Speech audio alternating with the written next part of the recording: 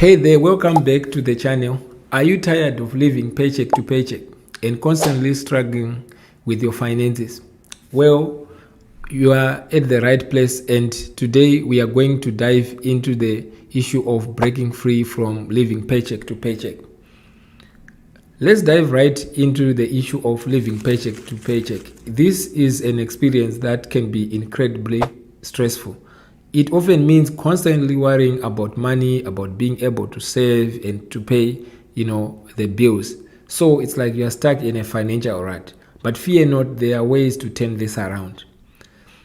So, what are the common things that most people face when they are living paycheck to paycheck?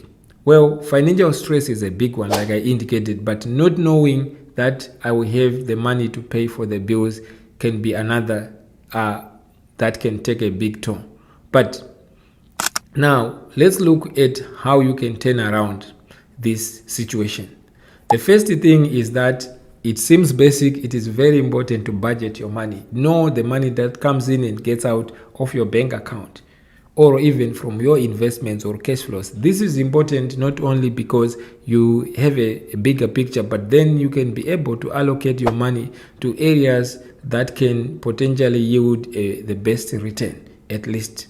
So this is very, very basic and very important. But you'll be surprised how many people don't even have an Excel spreadsheet or a budget. So that's something that has helped me.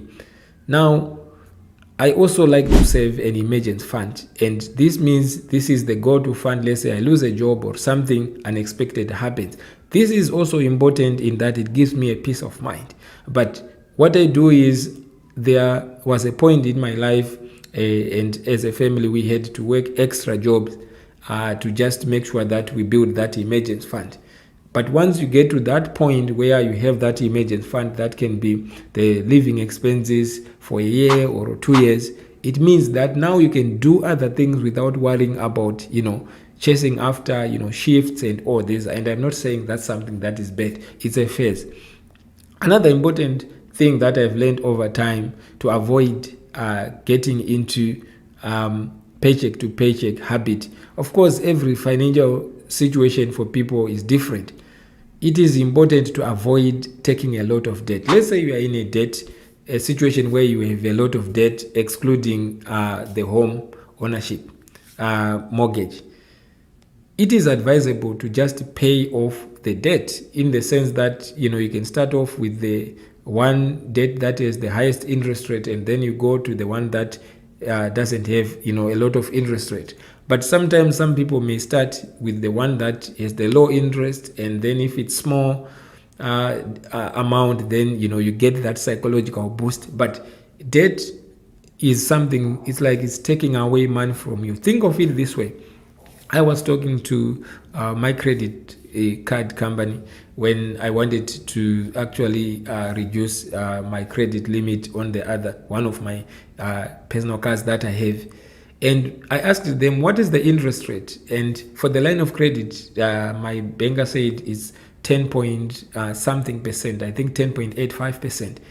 Think of it, the other credit card is like 20%. So what it means is, for example, Visa or MasterCard, these institutions, and I don't mean it in a bad way, they are actually getting a guaranteed 20% if you don't pay, right? That money in full. So what it means is they have a guaranteed 20%. So think of it this way. If you are actually getting that 20% return, it means in 5 years, your money will have doubled. If you had 10,000, after 5 years, you have 20,000, right, in the account. But it's the opposite. But sometimes people find themselves in that situation, and I'm not judging. But you have to think of how to get out of that situation. Possible ways, that I have seen to be helpful is to start off by just saving an emergency fund, let's say 1,000 or just 1 month of living expenses, so that you don't default into the credit card, and then build it gradually, and then deploy most of your money towards credit card debt. Attack it like viciously, because at the end of the day, it's money that is coming from your pocket, and that money could have been used for other things.